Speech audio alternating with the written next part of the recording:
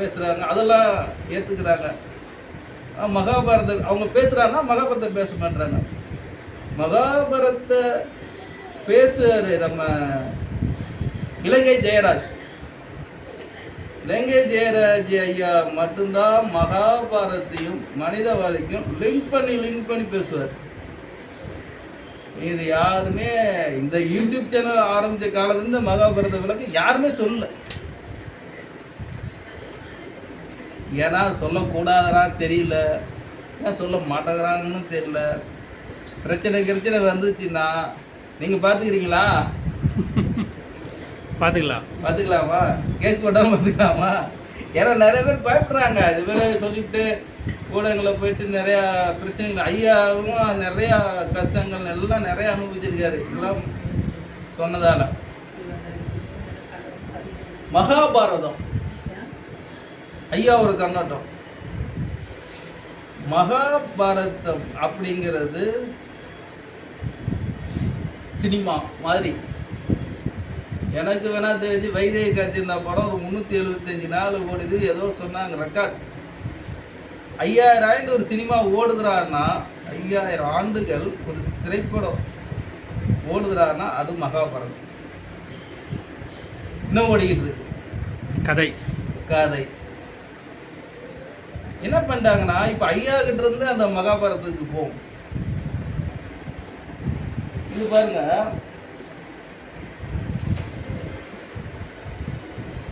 இது 5000 திருமுறை, இது 6ஆம் திருமுறை.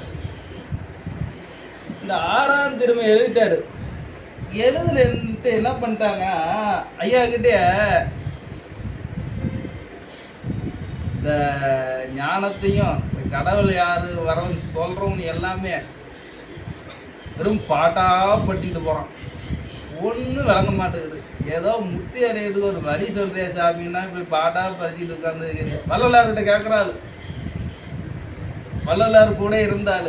வரவங்களாம் இப்படி பாட்டா படிச்சுட்டு இருந்தா யாருக்கு ஏன் புரியும்? ஏதோ ஒரு முத்தி அடைகிற வழி சொல்லுடா அப்படின்னு கேட்டவர். அப்புறமா தான் இவர் கோபம் வரல. அப்போ பாட்டா பாடினா அவங்களுக்கு புரியல. என்னடா பண்ணுறதுன்னா அடுத்தது உரைநடை பகுதி. இந்த திருமுறையில் படிக்க உள்ள பாட்டாக இருக்குன்னு சொல்லிட்டு தான் உரைநடை பகுதின்ட்டு எழுதுறாரு. உரைநடை பகுதினா இப்போ என்ன பாடணுங்கிறத இதில் அதுக்கான விளக்கங்கள் எல்லாமே எப்படி உறங்கணும், போகணும், உணவு, அதுக்கான உரைநடை பகுதி. இப்போ மகாபாரதத்தில் எழுதுனாங்க பார்த்தீங்களா? மகாபாரதத்துக்கு அந்த கொடுக்கப்பட்ட கதாபாத்திரங்கள்லாம் யாரும் உரை எழுதலை, விளக்கம் எழுதலை. அதனால வந்த பிரச்சனை. ஏன்னா இது வடக்கிருந்து வந்தது மகாபாரதம், தெற்க வில்லிபுத்தர். அந்த வில்லிபுத்தர் பரத்தை வச்சு நம்ம எடுத்துக்கோம், வடக்க வந்தது வேணாம். இப்போ உரை மகாபாரதத்துக்கு எழுதிருக்கணும். எழுதினார்ல தமிழில் வில்லிபுத்தர் அறையில் அந்த கதையை வச்சே தான் சொல்கிறாங்க. வச்சு அந்த கதையான விளக்கம் உரை யாருமே எழுதலை. திருக்குறளுக்கு உரை எழுதுகிறாங்க, என்னென்னமோ எழுதுகிறாங்க, எல்லாத்துக்கும் எழுதுறாங்க. அப்புறம் முருங்க அந்த இதுக்கு கந்த சஷ்டிக்கு அது எல்லாத்துக்கும் உரை எழுதுறவன் மகாபாரதத்துக்கு உரை எழுதலை. மக்களிட அதை ரசிக்கிறாங்க, கதையை சொன்னால் ஏற்றுக்கிறாங்க. அது உண்மை என்னங்கிறத விளக்கமாக சொல்லலை. இது உண்மை என்னன்னா மகாபாரதம் பாரதங்கிறது ஒரு நாடு. மகாபாரதத்தில் இவங்க கதை எங்க கொண்டு வராங்கன்னா அஸ்தினாபுரம் ஒரு நாடு இருக்கு. மகாபாரதம் பெரிய நாடு. அந்த பெரிய நாட்டுக்குள்ள அஸ்தினாபுரம். அந்த அஸ்தினாபுரத்துல என்னங்க கதையில் பாருங்க. அஸ்தினாபுரம் யார் வேசர் எழுதுற முதல்ல வேசர் தானே எழுதுனாரு. அவர் உரை எழுதிருக்கணும், கதையை கொண்டு கொடுத்துட்டாரு. இப்போ சினிமா எடுத்துடுறாங்க, கதையை எடுத்துட்டாங்க, அவர் உரை எழுதல. அதுக்கு இப்போ அஸ்தினாபுரம் வந்துடுச்சு. அஸ்தினா என்ன? அஸ்தினா சாம்பல். சாம்பல் எலும்பு ஒரு அர்த்தம். சாம்பல். அந்த அஸ்தினாபுரம்னாவே ஒன்று வெளியே இருக்கணும், ஒன்று உள்ளே இருக்கணும். அகப்புறம், வெளிப்புறம். புறங்கிறது எப்படி அந்த வார்த்தைக்கு எல்லாம் புரிஞ்சுக்கணும். அதை விளக்குன அதான் அந்த உரை எழுதலை. அந்த அஸ்தினாபுரம்னா அந்த உரை வந்துருக்கணும். இப்போ அந்த அகப்புறம் அஸ்தினாபுரம் அந்த எலும்புக்குள்ள என்ன இருக்கு புரியுதா? அந்த எலும்புக்குள்ள இருக்கிற மேட்ரு தான் மகாபாரத கதை. எல்லாம் அந்த அஸ்தினாபுரத்தை நோக்கிய தான் இருக்கும். இந்த அஸ்தினாபுரத்தில் என்ன யாரா இருக்கா? சூத்திரன், சத்திரியன், வைசியர், பிராமணர், கண்ணன் எல்லாமே என்ன இருக்கு அதில் வருது. மகாபாரதம் வருது. நல்லா நீங்கள் கவனிங்க. எங்கள் பேர் அஸ்தினாபுரம். அஸ்தினாபுரத்தில் தான் இருக்குது. என்ன இருக்கு? எதை வச்சு சூத்திரன்னா, எதை வச்சு பிராமணன்னா, எதை வச்சு வசியர்னா? இந்த அஸ்தினாபுரம்னாவே இந்த எலும்பு மனிதக்குள்ள இருக்கிற மேட்ரு தான் அது. புரியுது அவங்களுக்கு? இந்த அஸ்தினாபுரத்துக்குள்ள இருக்குது, எல்லாத்துக்கும் இருக்கு. பையன் ஏன் ஜாதி மதமும் பொய்ன்னு சொன்னாரு? அதுக்கு வர அந்த ஜாதி மதம் ஏன் பொய் சொன்னாருங்கிற விஷயத்துக்கு இப்போ வந்துடுறேன். இப்போ சூத்திரம் இல்லையா, நீ உணவுப்படி எல்லாம் சுத்தம் பண்ணுற இல்லை, எவ்வளோ தள்ளுறீங்க அந்த எலும்புக்குள்ள அந்த சூத்திரம் என்ன பண்ணால் முதல்ல அவன் அந்த ப்ராசஸ், அதாவது ஃபார்முலா. சூத்திரங்கிறது 2 அர்த்தம் உண்டு. சூத்திரங்கிறது ஃபார்முலா, ஒன்று சுத்தம் பண்ணுறவன். புரிஞ்சுதா? இப்போ அடுத்து என்ன வருது? பிராணன் வச்சுக்க. உங்களுக்கு டக்குனு போகணும். இப்போ அவர் உயர்ந்தவர், இவன் தாழ்ந்தவங்களா? இந்த பிராணன் அது பிராமின மாறுது. பிராணன் தான் அது. பிராணம் வாயு இருக்கு, பிராண சக்தி இருக்கு. சக்தியை சொல்ல பிராணன். இந்த பிராணனும் நடக்கணும். இதை வாசி காத்து வசி, இந்த வசியர்னு சொல்கிறோம் இல்லையா, அதுவும் இருக்கணும். இப்போ மெயின் பாயிண்ட் என்ன தெரியுமா? சாவு இல்லாத எனக்கு சத்திரியன். இந்த சத்திரியன்கிற விஷயமும் சூத்திரன் எனக்கு ஏதோ ஏக்குமாராக பேசுகிறாங்க. அதுக்கு தப்பு. இந்த எலும்புக்கு சத்து வேணும்.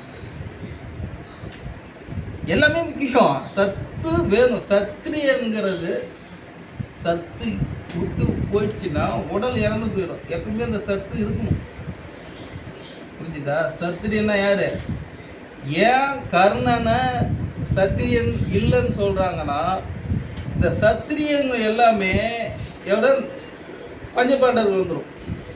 பஞ்சபாண்டவர் எதுவோ இந்த பஞ்சபூதங்கள் சேர்ந்தது. இந்த பஞ்சபூதங்களை சேரதால தான் பஞ்சபூதம் தான் சத்து கிடைக்கும். கர்ணன் அந்த இதில் வராது. பஞ்சபாண்டவர்லாம் இது நிறைய கதை. இப்போ போதுமா இல்லை தொடர்ச்சி போதுமா இது முழுசாக பார்க்க மாட்டாங்க, கேட்க மாட்டாங்க. கௌரவர்கள் அது 100 அப்படி வருது இல்லையா? அந்த பஞ்சபாண்டவர்கள் பஞ்சபூதங்கள் வச்சு தான் பஞ்சபாண்டவர் சொன்னாங்க. இந்த பஞ்சபாண்டவர்களுக்கும் இவங்களுக்கு தான் சத்துகள் இருக்கும். சத்து கொடுக்குறவங்க, சத்து கொடுக்கறது. அது தண்ணி வேணும், நெருப்பு வேணும், எல்லாம் அந்த பேருங்களை பாருங்க. வாயு, புத்திரன், இந்த பேருங்களாம் இருக்கும். தர்மன், இந்த பேருங்களாம் பார்த்து இவங்கெல்லாம் சத்து கொடுக்கறதுக்கு எலும்புக்கு. அதுக்காக அவங்க நாங்கள்லாம் சத்திரியன், நீங்கள் சத்திரனா? அப்போ இவர் கர்ணன் 13 வயசு மேலே தான் இருக்குது. அது தனிச்சு இருக்குது. அந்த ஏதோ சொல்கிறாங்கன்னா அது திரும்பி அதுக்கு விளக்கம் கொடுக்குறான். அது தனிச்சு அந்த கர்ணம் இல்லைன்னா இந்த எலும்பு இயங்கும். அது தனிச்சு இருக்கு. அதுக்கு தான் அவங்க கேட்குறாங்க, நீங்கள் சத்திரனா? சத்திரன் சத்து கொடுக்குற இடத்துல அவர் இல்லை. புரியுதா? இப்போ சத்திரியன் சூத்திரனா நம்ம கேவலமாக பேசுகிறோம். சூத்திரனும் ஏதோ சொல்கிறாங்க, சுத்தம் கழிவு வெளியேறினா செத்துப்பிடுவேன், பிராணம் வளர்க்கலாம் செத்துப்பிடுவேன், இந்த வாசி சரியாக நடக்கலாலும் செத்துப்பிடுவேன். 4 சொன்னாங்களா? இவங்க என்ன சொன்னால் இது 4 வரணும், ஜாதி இப்படி சொல்லிட்டாங்க.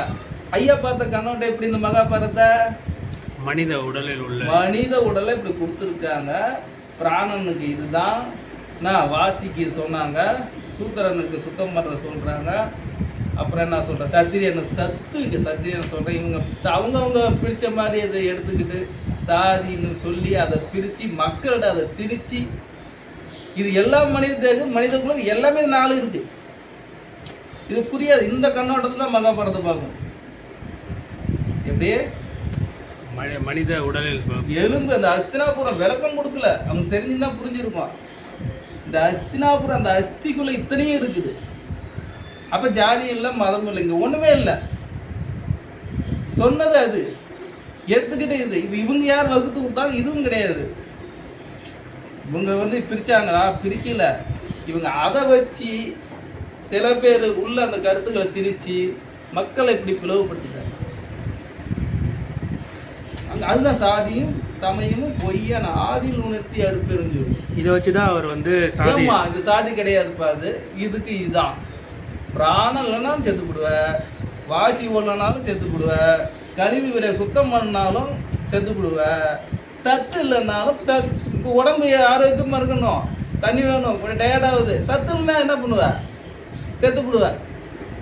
இதுதான் அவங்க சொன்னாங்க. சத்திரியன்னு சொன்னாங்க, சூத்திரன்னு சொன்னாங்க. இது இவங்க தப்பு தப்பாக பேசி தப்பு தப்பாக கண்ணோட்டத்தில் பார்த்து தப்பு தப்பாக மனுஷனிட வேர்க்குவியை உண்டாக்கி அவங்க இவங்க பகையை வளர்த்துட்டு வேற மாதிரி போச்சு. ஆனால் இந்த பகையை வளர்த்துற இந்த நான் தான் சத்திரியன், நான் தான் சூத்திரன், இங்கே சூத்திரனும் கேவலம் இல்லை, சத்தியனும் உயர்ந்தவும் இல்லை, ராமன் அவனுக்கு உயர்ந்தும் இல்லை. இந்த நாலு இல்லைன்னா செத்து விடுவேன்.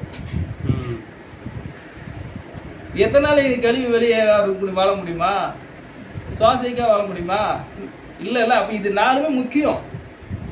இதை மக்களுக்கு யாரும் சொல்ல முன் வரல. ஏன்னா தப்பு தப்பாக போயிடும். 5000 ஆண்டு பழமை வாய்ந்ததை போய் நம்ம குற்றச்சாட்ட முடியாது. அதான் உண்மை. ஆனால் சொன்னது அது, எடுத்துக்கிட்டது இது. இப்போ மக்களை பாதி பிரிச்சுட்டாங்க. இப்போ ஐயா கிட்ட என்ன சொல்கிறாரு?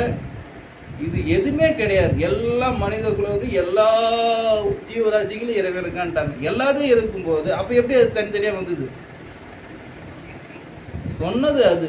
நீங்கள் எடுத்துக்கிட்டது மக்களை பிரித்து அவங்கள அறியாமையை பயன்படுத்திக்கிட்டு தவறாக வந்து நடந்துக்கிட்டு இருக்கு. நன்றி வணக்கம். நன்றி வணக்கம். அஸ்தினாபுரத்தை பற்றி நீங்கள் விளக்கம் கொடுத்தீங்க. ஆனால் அதில் உள்ள கேரக்டர்ஸ் வந்து இப்போது பீஷ்மர், பஞ்சபாண்டவர்கள், கௌரவர்கள் இதெல்லாம் இருக்காங்க. அவங்கள பற்றி விளக்கம் வந்து இது சாதாரண பாடலில் பெரிய கடல் போன்றது சீக்கிரம் முடியாது. அடுத்தடுத்த வாரங்களில் வந்து ஒரு வாரங்களில் வந்து நம்ம இதை யாரும் கேட்குறவங்க தவறாக எடுத்துக்கூடாது. நீங்கள் புரிஞ்சிக்க ட்ரை பண்ணுங்கள், அவ்வளோதான். யார் புண்படுறதுக்கோ யார் மனசு நோக்கத்துக்காக பதிவே கிடையாது. ஒவ்வொரு மனிதனுக்கும் நல்வாழ்வுக்காக தான் இவ்வளோ பேசுகிறோம். யாராவது 2 ஜீவன் தப்பிச்சுக்குவாங்களா பொழைச்சிக்குவாங்களா இறைநடை அலைஞ்சிடுவாங்கிறதா பேசணும். யார் மனதையும் புண்படுத்துக்கான நோக்கம் எங்களுக்கு கிடையவே கிடையாது. நீங்கள் புரிஞ்சிக்க ட்ரை பண்ணுங்கள். தயவுசெய்து தவறாக பேசியிருந்தாலும் மன்னிக்கவும். நன்றி வணக்கம். வணக்கம். அஸ்தினாபுரத்தை பற்றி நீங்கள் விளக்கம் கொடுத்தீங்க. ஆனால் அதில் உள்ள கேரக்டர்ஸ் வந்து இப்போது பீஷ்மர், பஞ்சபாண்டவர்கள், கௌரவர்கள் இதெல்லாம் இருக்காங்க. அவங்கள பற்றி விளக்கம் வந்து இது சாதாரண பாடலில் பெரிய கடல் போன்றது சீக்கிரம் முடியாது. அடுத்தடுத்த வாரங்களில் வந்து ஒரு வாரங்களில் வந்து நம்ம இதை யாரும் கேட்குறவங்க தவறாக எடுத்துக்கூடாது. நீங்கள் புரிஞ்சிக்க ட்ரை பண்ணுங்கள், அவ்வளோதான். யார் புண்படுறதுக்கோ யார் மனசு நோக்கத்துக்காக பதிவே கிடையாது. ஒவ்வொரு மனிதனுக்கும் நல்வாழ்வுக்காக தான் இவ்வளோ பேசுகிறோம். யாராவது 2 ஜீவன் தப்பிச்சுக்குவாங்களா பொழைச்சிக்குவாங்களா இறைநடை அலைஞ்சிடுவாங்கிறதா பேசணும். யார் மனதையும் புண்படுத்துக்கான நோக்கம் எங்களுக்கு கிடையவே கிடையாது. நீங்கள் புரிஞ்சிக்க ட்ரை பண்ணுங்கள். தயவுசெய்து தவறாக பேசியிருந்தாலும் மன்னிக்கவும். நன்றி வணக்கம்.